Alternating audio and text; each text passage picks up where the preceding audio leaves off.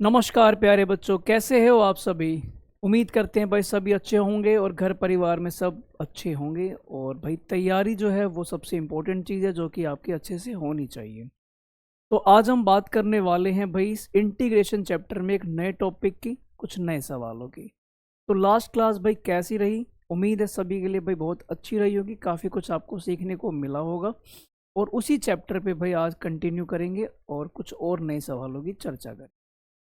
तो प्यारे बच्चों, जल्दी से भाई एक बार फटाफट से वीडियो को शेयर कर दो, लाइक कर दो और बाकी बच्चों को जल्दी बुलाओ भाई। और अपनी इस क्लास को हम कंटिन्यू करते हैं और देखते हैं आज हमारे पिटारे में क्या है। तो आइए जरा बात करते हैं हम कुछ अपने सवालों की। और सवाल पे जाने से पहले हमेशा अपने इंडेक्स पे नज़र डालते हैं। तो ये आपका इंडेक्स है, ये वो चैप्टर है जो हमने कंप्लीट कर लिए हैं। जो हमने 35 दिन मैराथन की सीरीज़ हमने बनाई है उसमें हमने अपने ये चैप्टर्स पूरे कर लिए हैं। अभी फ़िलहाल हम अपना इंटीग्रेशन वाला चैप्टर कर रहे हैं और इसमें जो डे 19 और आज डे 20 है, यानी कि आज 20वां दिन है हमारी सीरीज़ का। जल्दी हमारी सीरीज़ कंप्लीट हो जाएगी और सभी बच्चों के लिए भाई यहाँ पर कुछ ना कुछ सीखने के लिए रहेगा। ओके, अगर हम यहाँ पर चर्चा करते हैं इंटीग्रल्स में, तो पार्ट 2 जो कि आपका 10 नंबर का रहने वाला है, यानी कि 10 से 12 वेरी करता है। ऐसा कोई फिक्स नहीं है कि भाई 10 नंबर का ही ये चैप्टर रहेगा, 10 का भी हो सकता है, 12 का भी हो सकता है। वो डिपेंड करता है कि भाई क्वेश्चन की फ्रेमिंग वहाँ पर कैसी हो रही है। तो एग्ज़ाम सेट करने के बाद ही चीज़ें डिसाइड होती हैं कि कैसा क्या कुछ रहेगा। यहाँ पर आपने स्लाइड पर देखा कि डेरिवेटिव है, एक तरफ एंटी डेरिवेटिव है। तो एग्जैक्टली इंटीग्रेशन है क्या? तो ये डेरिवेटिव का बिल्कुल रेसिप्रोकल, यानी कि डेरिवेटिव का रिवर्स प्रोसेस है, उसी को हम क्या बोल देते हैं? इंटीग्रेशन बोल देते हैं। ठीक है, अच्छा जी। उसके बाद अगर हम देखें तो एप्लीकेशन ऑफ डेरिवेटिव में, सॉरी, ओहो ये टॉपिक तो यहाँ गलत लिखा गया है। यहाँ पर क्या आएगा भाई? इंटीग्रल्स। तो इंटीग्रल्स की बात करूँ तो इसके अंदर जो टॉपिक्स हैं वो आपके ये वाले टॉपिक्स कवर किए जाएंगे। ठीक है, तो आज हम कुछ बात करेंगे सम पर्टिकुलर फंक्शंस की। ठीक है, इनकी हम चर्चा करेंगे। तो उससे पहले आपको क्या करना है, ये फॉर्मूले आपको यहाँ पर याद करने हैं। तो ये जो टॉपिक आज हम डिस्कस करने वाले हैं उसमें भाई आपके ये फॉर्मूले हैं जो आपके काम में आएंगे। एक बार भाई सभी बच्चे भाई या तो इसको याद कर लो और स्क्रीनशॉट तो ज़रूर ले ही लो। इसका स्क्रीनशॉट आप ले लीजिए ताकि आप जब रिवीजन करें, क्वेश्चन करें, तो आपको वहाँ पर ये काम आए। आप किसी भी फॉर्मूले को बैठकर भाई रटने की आवश्यकता नहीं है, आप सिंपली क्वेश्चन करना शुरू करें और जहाँ पर फॉर्मूले आते हैं वहाँ पर उनको यूज़ करना शुरू करो। अब जितने maximum number of question revise करोगे उतनी बार ये फॉर्मूले यूज़ होंगे, आपका क्वेश्चन भी होगा, साथ में आपके फॉर्मूले भी याद होंगे। तो दोनों तरीके से ये चीज़ बेनिफिशियल रहने वाला है। तो मैं आपसे यही कहूँगा कि भाई फॉर्मूले आप बिल्कुल रट्टे ना मारें, उनको अप्लाई करना सीखें। अप्लाई करोगे तो सवाल भाई आपको सवाल भी होगा, आपका फॉर्मूला भी आपको याद होगा और वो लंबे टाइम तक याद रहेगा। ठीक है, तो सबसे अच्छा और प्यारा तरीका है। आइए हम क्वेश्चन की ओर मूव करते हैं। तो सबसे पहला सवाल आपकी स्क्रीन पे पेश है, देखते हैं इसमें क्या कुछ करना है। तो ये कहते हैं जरा इसका इंटीग्रेशन बताइए। तो मैं इसको एक बार दोबारा इधर तमीज से लिख दूं। तो ये आपका है क्या? 3x²। ये आपका है x⁻6 + 1 और ये यहाँ पर विद रिस्पेक्ट टू x तो लिखा ही जाएगा। ठीक है भाई, ये बात आ गई समझ में। अब यहाँ पर हम क्या करने वाले हैं वो समझते हैं। हमने इसमें एक माइनर सा चेंज किया, क्या है वो चेंज? तो ये जो आपको x⁻6 दिखाई दे रहा है इसको हम लिखेंगे x³ का स्क्वायर और ये प्लस में 1। इधर क्या आ जाएगा आपका? इधर आपका आ जाएगा dx। क्या ये बात क्लियर है? अब हमने यहाँ पर एक काम किया, क्या? x³ को पुट अगर आप करते हो, पुट किया आपने x³ को t के बराबर, इसका डेरिवेटिव क्या होगा? तो इसका डेरिवेटिव तो ये होता है 3x² dx बराबर है dt के। तो ऊपर वाली वैल्यू की बात करें तो क्या होगा? ये आपका होगा dt, ये आपका होगा t² और प्लस में 1 का स्क्वायर। तो ये आपके सामने ऐसा कुछ आ गया। अगर मैं एक बार फॉर्मूले पे नज़र डालूं तो आप देख पा रहे हो नीचे क्या आ रहा है? x² + a²। यानी कि अगर मैं देखूं तो क्या ये आपका थर्ड वाले से मैच हो रहा है? बिल्कुल आराम से, x² + a²। तो भाई अगर फॉर्मूले को मैं यहाँ अप्लाई करता हूँ तो इसका इंटीग्रेशन होगा 1/a tan inverse t/1 + c। और t की वैल्यू की अगर मैं बात करूँ तो t की वैल्यू कितनी है? तो ये है x³ और प्लस में c। ये आपका आंसर हो जाएगा। क्या ये बात, सरल सी बात आपको समझ में आई? मतलब कि आपने अपना यहाँ पर मेथड यूज़ करना है, लास्ट में ये उन 6 फॉर्मूले में किसी फॉर्मूले से इसका चेहरा मैच होगा, उस वाले फॉर्मूले को आपने अप्लाई करना है। आपने खास बात याद रखना है कि अपना भाई यहाँ पर x क्या होगा और आपका कांस्टेंट क्या होगा, इन दोनों बातों को आपने पहचानना है। इन दो चीज़ों को आपने पहचान लिया तो बड़ी आसानी से आप सवाल को भी कर पाओगे। क्या मेरी ये बात आपको समझ में आई? बोलो हाँ। हाँ सर, क्लियर है। तो आइए फिर आगे बढ़ते हैं, अगले क्वेश्चन पे नज़र डालते हैं। इस क्वेश्चन में इन्होंने आपसे क्या कहा, तो ये कहते हैं 1/9 माइनस 25x² और रूट भी साथ में दिया हुआ है। तो हम इस सवाल को सर कैसे करें? तो ध्यान से सुनिएगा आप जरा। हमने एक काम किया, क्या, ये तो आपका 3² तो है ही, 25 को आप लिख सकते हैं 5x², और रिस्पेक्ट तो आपको देनी है सवाल को, और ये रिस्पेक्ट किसके अकॉर्डिंग है? x के अकॉर्डिंग। ठीक है, अब इसके बाद अगर हम समझे तो कैसे करना है। आप बोलोगे सर ये तो a का स्क्वायर है और ये x का स्क्वायर है, लेकिन x में तो 5 भी दिखाई दे रहा है। तो अगर कोई कांस्टेंट x के साथ है तो हमें कोई भी दिक्कत की बात नहीं है। आप उस x के साथ जो कांस्टेंट है उसको लास्ट में हम कहीं ना कहीं बाहर लिख देंगे और हमारा काम चलेगा।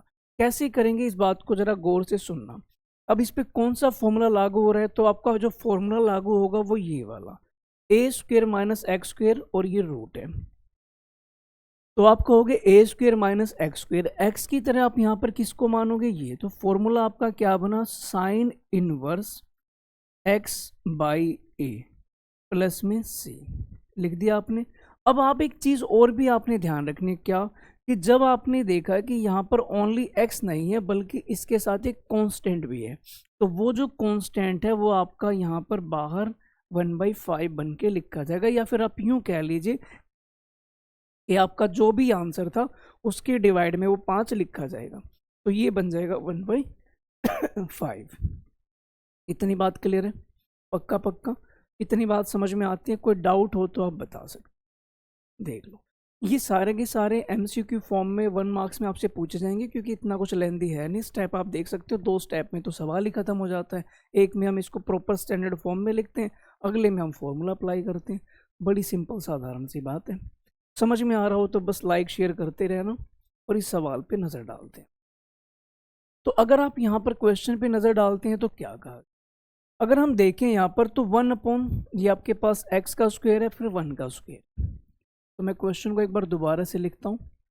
ये आपके सामने कुछ ऐसा दी, ये रूट है, इधर आपके पास ये dx है, ये हमने लिख दिया। अब हम बात करते हैं इसके इंटीग्रेशन की। तो आप एक बात को समझे कि क्या सर मैं इसे एज ए एक्स ट्रीट कर सकता हूँ या नहीं कर सकता? ठीक है, ये आपने 2 - x है, क्या आप इसको एज ए एक्स ट्रीट करोगे या नहीं करोगे? तो आप इसका डेरिवेटिव कर लो। अगर इसका डेरिवेटिव एक कांस्टेंट आता है तो आप इसे बिल्कुल प्यार से x की तरह ही मानोगे। ठीक है, तो मैंने कहा बिल्कुल माना जा सकता है। इसका डेरिवेटिव -1 आ रहा है। फॉर्मूला क्या बनेगा? तो मैं फॉर्मूले पे आपको लेके चलता हूँ। देखो भाई जरा, ये रहा। तो कौन सा फॉर्मूला यहाँ पर लागू हो रहा है आपके सामने? तो ये आप देख सकते हो, कौन सा? पहले वाला।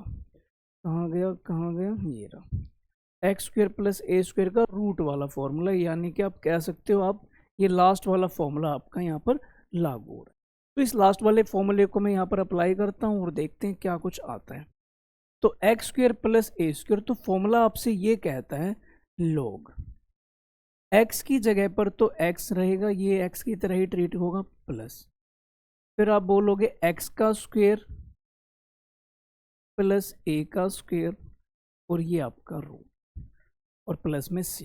अब उसके बाद आप कहोगे सर इसका जो डेरिवेटिव था वो -1 आया था और कांस्टेंट आ जाए, तो मैंने आपको बताया था क्या करना है। कांस्टेंट अगर आ गया तो वो आपके आंसर में बाहर दिखाई देगा।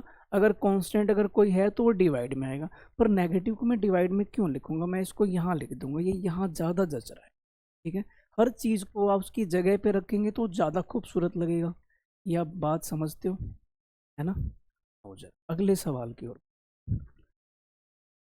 तो ये आपके सामने सवाल नंबर 4, इसके बारे में क्या विचार है जल्दी से मुझे बताइए। अगर आप देखते हैं तो ये आपका इंटीग्रेशन है, जिसमें कि ऊपर क्या लिखा हुआ है? तो sec² x अपॉन में tan² x + 4 और ये है आपका dx।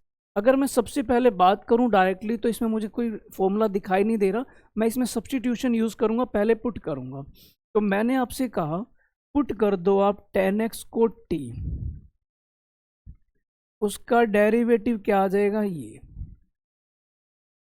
तो हमने ऊपर क्या कहा dt और नीचे क्या आ जाएगा, तो नीचे आ जाएगा t का स्क्वायर प्लस 2 का स्क्वायर। जो 4 है आप इसको क्या लिख सकते हो 2 का स्क्वायर, तो टी स्क्वायर प्लस 2 का स्क्वायर। तो अगर मैं इसे यहाँ पर अप्लाई करता हूँ तो क्या कुछ आएगा वो हम ध्यान दें। तो देखो बच्चों अब क्या कुछ होगा, फॉर्मूला आपका वही जो पिछले पे लागू हुआ था एक्स स्क्वायर प्लस ए स्क्वायर, तो इसका फॉर्मूला क्या बनेगा log एक्स प्लस एक्स का स्क्वायर प्लस 2 का स्क्वायर प्लस में सी, बस खत्म। अब इसके बाद आप कहोगे सर जो t की वैल्यू थी वो आपने क्या मानी थी 10, वो आपको अगले स्टेप में पुट करना। जब भी आप सवाल में पुट करोगे तो लास्ट में उसकी वैल्यू जो है वापस रखना मत भूल, ठीक है। जल्दबाजी में ये चीज़ हो सकती है कि आप वहाँ पर वैल्यू रखना भूल जाए, ठीक है। और ये इंटेंशनली तो आप करेंगे नहीं, बट ये वहाँ पर अनइंटेंशनली हो सकता है, तो आपने इस चीज़ का खास ध्यान रखना है, वरना यहाँ पर आपके 1 मार्क्स सीधे सीधे चले जाए, है ना। तो आपने चीज़ों का खास ध्यान रखना है क्योंकि उन बच्चों के लिए भाई खास ये चीज़ है जिन बच्चों ने बहुत मेहनत की है अपने एक एक स्टेप के लिए, अपने एक एक सवाल के लिए आपने भाई संघर्ष किया, अपनी भाई दिन रात पढ़ाई की है, ठीक है, अपनी नींद वगैरह भूल गए आप सभी। तो उन बच्चों के लिए खास ध्यान रखना है कि आपको इन स्टेप पे नंबर नहीं कटवाने, ठीक है। ध्यान से समझते रहना इन चीज़ों को और भूलना मत पेपर में। आइए जरा अगले सवाल की बात करें तो सेम वैसा ही कुछ है, आइए देखते हैं क्या कुछ है। लेकिन इस बार तो आप देख पा रहे हो कि वैसा ही है, लेकिन नीचे तो कुछ क्वाड्रेटिक इक्वेशन बनी हुई है, तो नीचे क्वाड्रेटिक इक्वेशन बनी हुई है।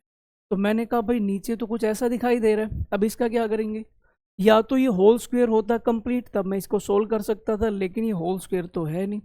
तो हमने यहाँ पर एक काम किया, क्या, तो हमने कहा अंदर एक स्क्वायर बनाते हैं। कंप्लीट स्क्वायर कैसे बनता है आइए जरा हम वो भी सीख लेते हैं। उसका तरीका क्या होता है, x के आगे जो भी वैल्यू है, क्या यहाँ पर वैल्यू 2 है, इसका आपने कर देना है क्या आधा, इसके आगे क्या है 2, 2 का आधा क्या आपने 1, 1 का स्क्वायर करेंगे तो क्या आएगा 1, वो आपने ऐड कर देना है और वो आपने सब्ट्रैक्ट कर देना है, ठीक है।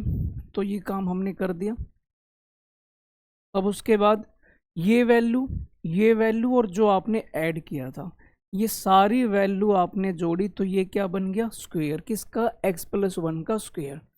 2 में से आपने ये 1 माइनस कर दिया तो ये क्या हो जाएगा, ये आपका हो जाएगा 1 का स्क्वायर। तो इसको हम बोलेंगे ये आपका x का स्क्वायर, ये आपका a का स्क्वायर।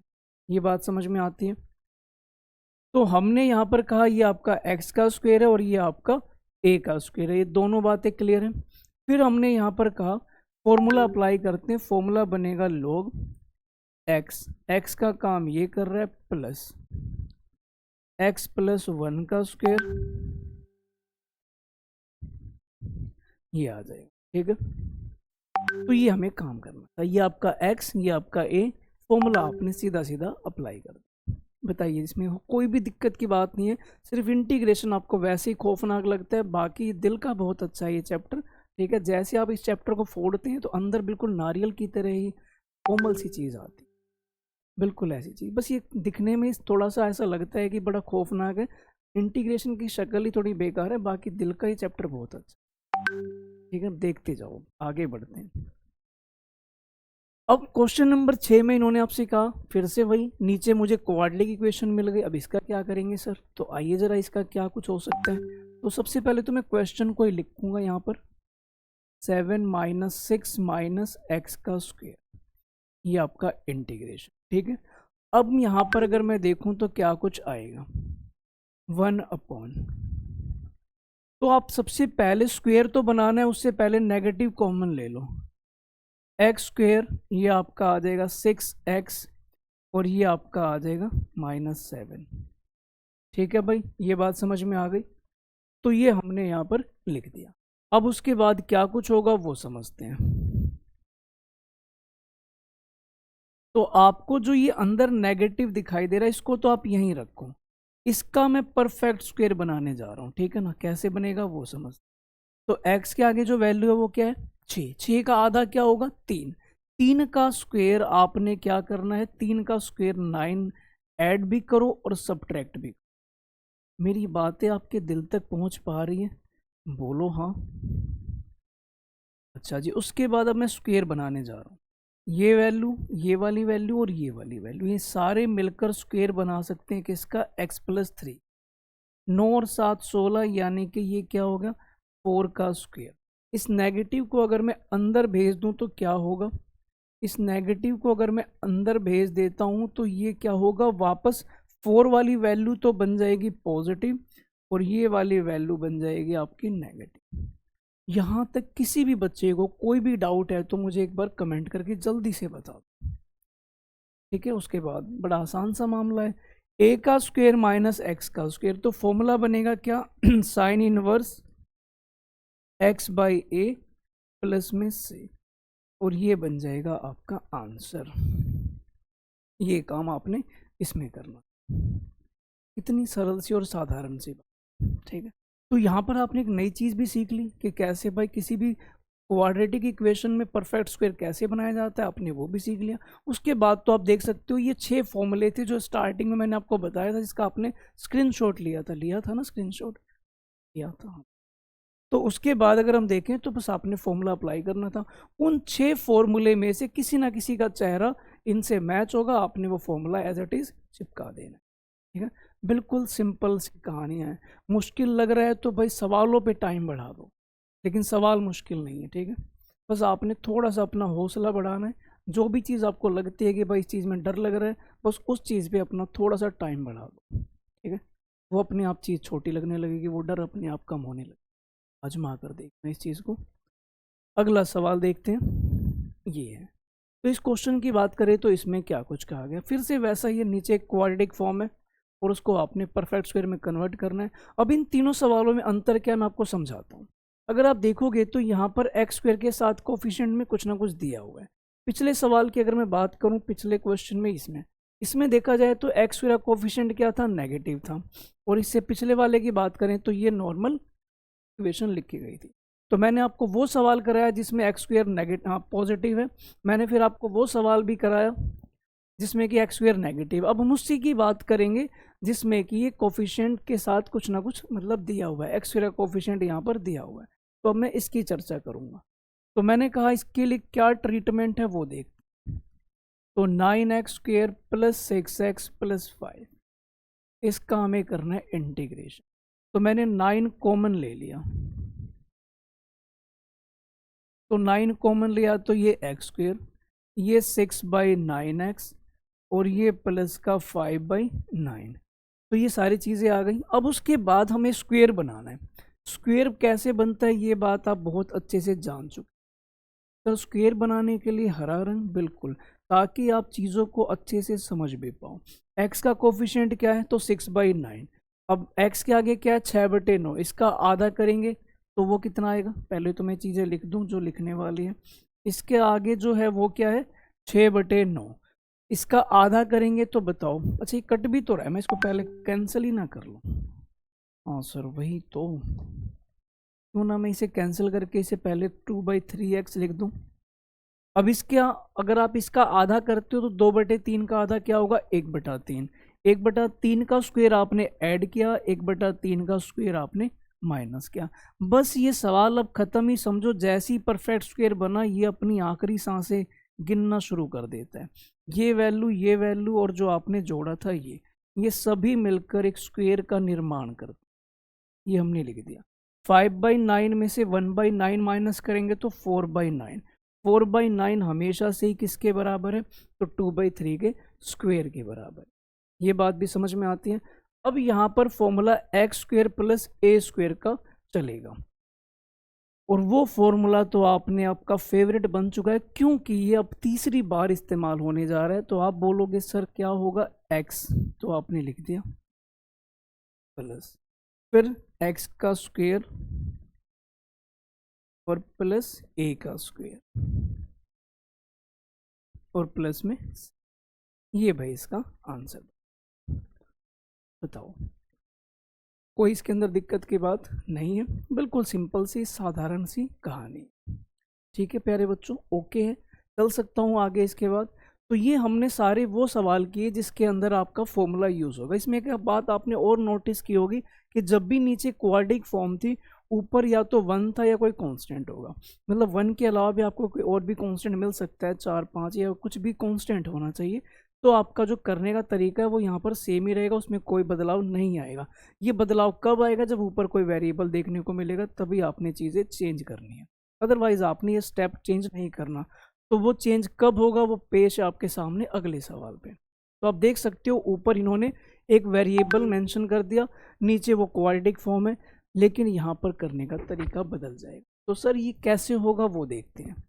अब ऊपर लीनियर फॉर्म है यानी कि पावर 1 है, नीचे क्वाड्रेटिक फॉर्म है, तो ये अपने आप में एक स्टैंडर्ड फॉर्म होती है जिसको हम लीनियर अपॉन क्वाड्रेटिक फॉर्म बोलते हैं। और इसको करने का तरीका क्या रहता है वो समझते हैं।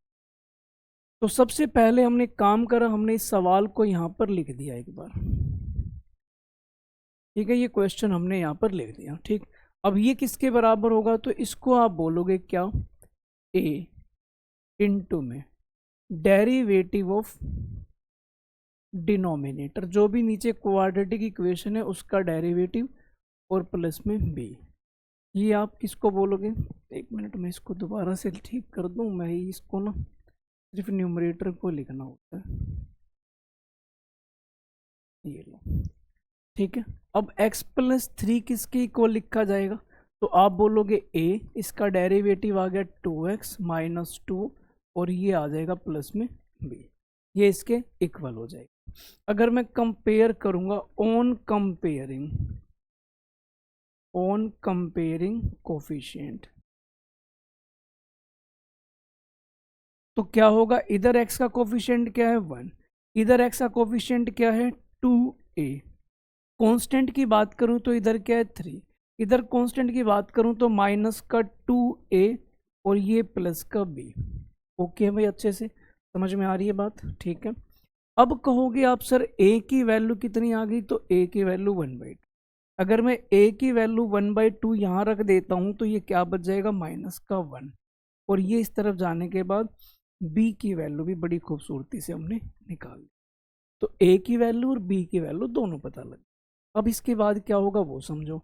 अब आपने करना क्या है, आपका जो न्यूमरेटर पहले कभी हुआ करता था x प्लस 3, अब इसकी जगह पर ये आ जाएगा, रिप्लेस हो जाएगा आपस में। यानी कि जो आपका क्वेश्चन ऐसा दिखता था, इसमें बदलाव आएगा, और कैसा लिखा जाएगा? इस प्रकार से, a की जगह पर a की वैल्यू 2x माइनस 2, b की जगह पर b की वैल्यू। डिनोमिनेटर में हमने कोई चेंजेस नहीं किए, वो आपका सेम रहेगा। ये बात आप अच्छे से जानते हैं सभी? ठीक है। बस अब उसके बाद अगला स्टेप क्या होगा? सर कलर चेंज करो। ओके, ये लो ऑरेंज कलर।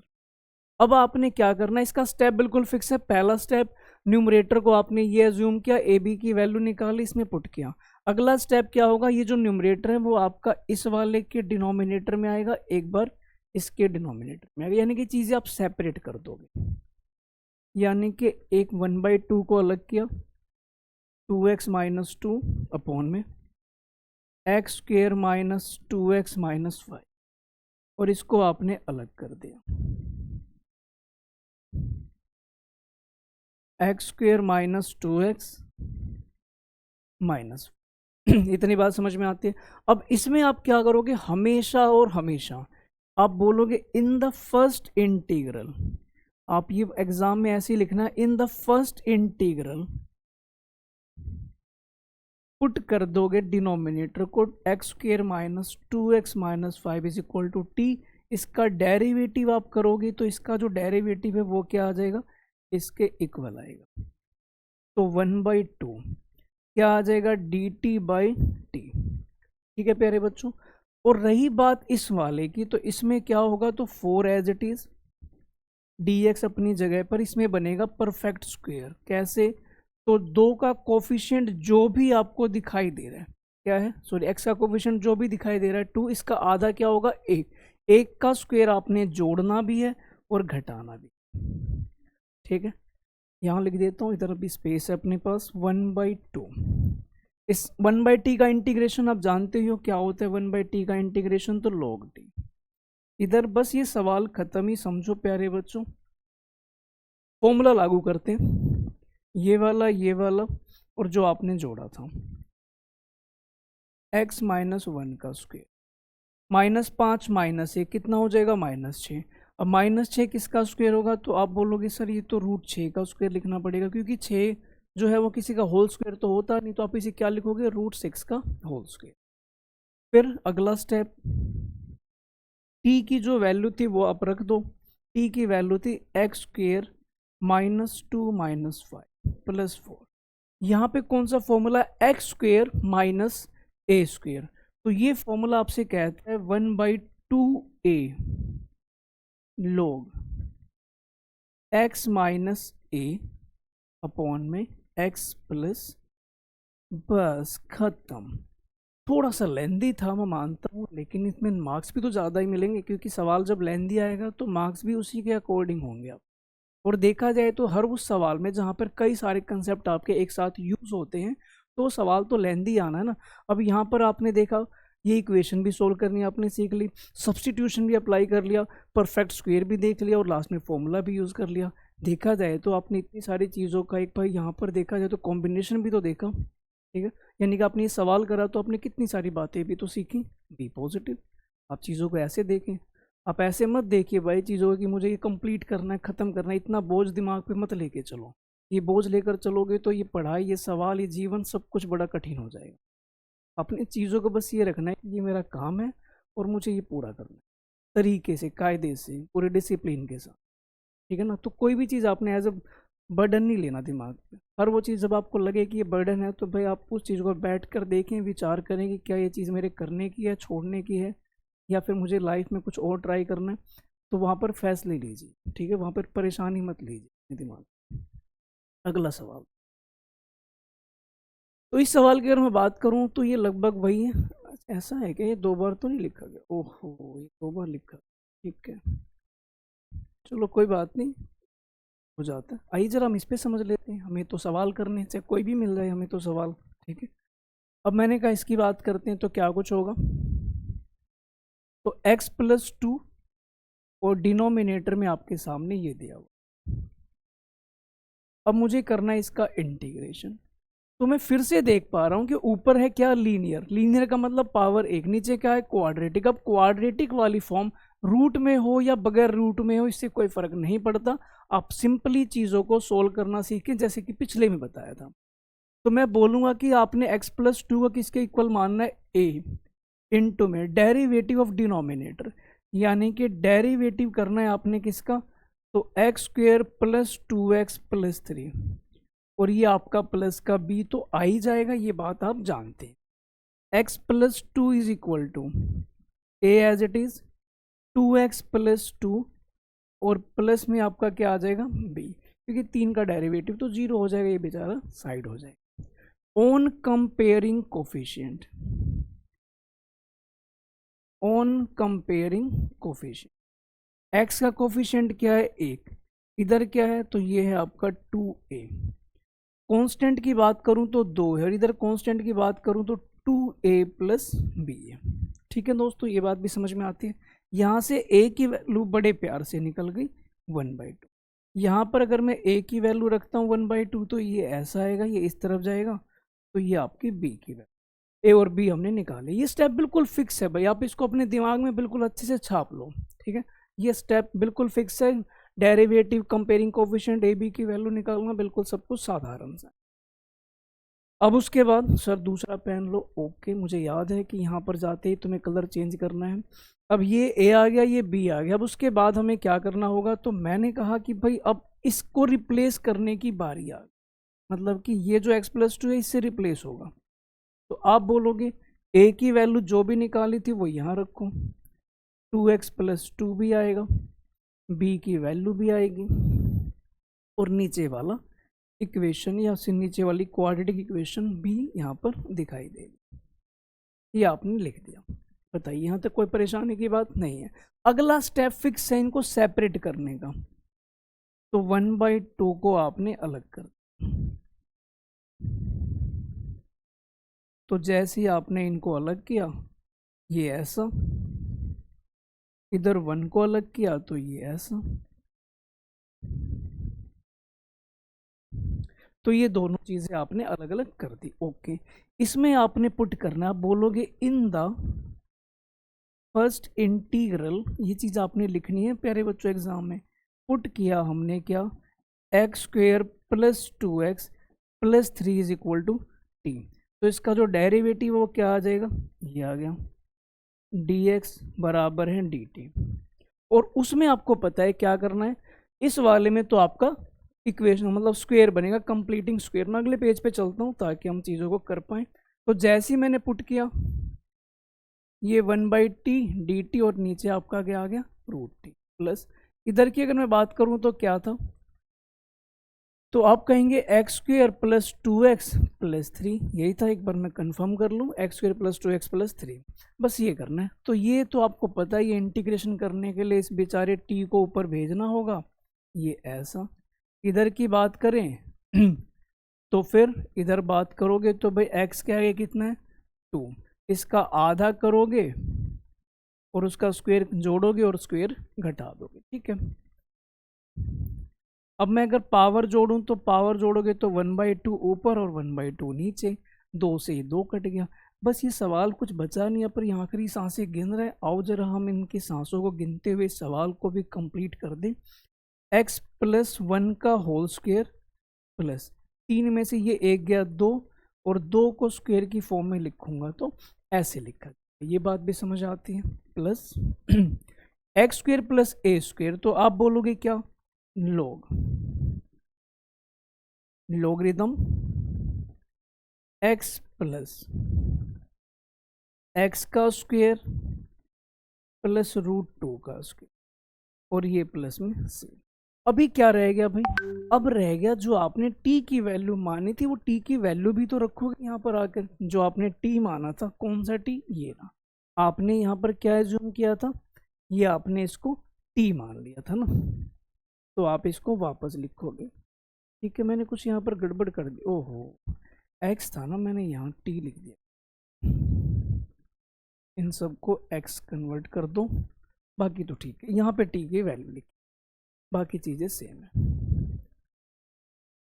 तो ये था भाई आज का सेशन, उम्मीद है पसंद आया होगा। इसके अंदर हमने 2 चीजें सीखी, एक आपका कि जो स्पेसिफिक फॉर्म है, यानी कि जो पर्टिकुलर फंक्शंस हैं उनका हमने कैसे इंटीग्रेशन करना है। दूसरा हमने सीखा लीनियर अपॉन क्वाड्रेटिक वाली फॉर्म। और इस बीच हमने ये भी सीखा कि कैसे क्वाड्रेटिक इक्वेशन को हम परफेक्ट स्क्वायर में कन्वर्ट करते हैं। तो ये सारी बातें हमने आज के टॉपिक में डिस्कस करी। अभी इस पे 3 क्लास और भी होंगी, जिसके अंदर अगर हम अगली क्लास में हम बात करेंगे, एक तो बाई पार्ट्स, एक पार्शियल फ्रैक्शन। फिर उससे अगली क्लास में हम बात करेंगे डेफिनेट इंटीग्रल, जिसके अंदर आपकी प्रॉपर्टीज आ जाएंगी, फिर उस पर कुछ सवाल आ जाएंगे। तो इस प्रकार से हमारी क्लासेस रहेंगी, ठीक है। इसी प्रकार से आप जुड़ते रहिए, बच्चों को और जोड़िए यहाँ पर, और जितना हो सके शेयर करें, ठीक है। और वीडियो अच्छी लगे तो लाइक करते रहना, अच्छी लगे तो करना, नहीं लगे तो कोई बात नहीं है, ठीक है। तो जो भी चीज़ें आपकी कराई जा रही हैं बिल्कुल एग्जाम ओरिएंटेड कराई जा रही है, आपके रिवीजन के लिए कराई जा रही है। और सिर्फ मैथ्स ही नहीं, इसके अलावा आपका अकाउंट्स है, इकोनॉमिक्स है, सबकी क्लासेस प्रॉपरली यहाँ पर कंडक्ट कराई जा रही है, ठीक है। तो आप सभी के लिए बेहतर, यहाँ पर जो कॉमर्स के बच्चे हैं उन सभी के लिए बेहतर चीज़ है। और मैथ्स तो भाई सभी चीज़ों में कॉमन ही है, जो बच्चा मैथ्स कर रहा है तो किसी भी स्ट्रीम का हो तो यहाँ पर आकर अपना मैथ्स कर सकते हैं। तो आज के लिए इतना ही रखते हैं, मिलते हैं अगली वीडियो में। तब तक अपना ख्याल रखिए, और वीडियो कैसी लगी कमेंट करके ज़रूर बताइएगा। थैंक यू वेरी मच, नमस्कार।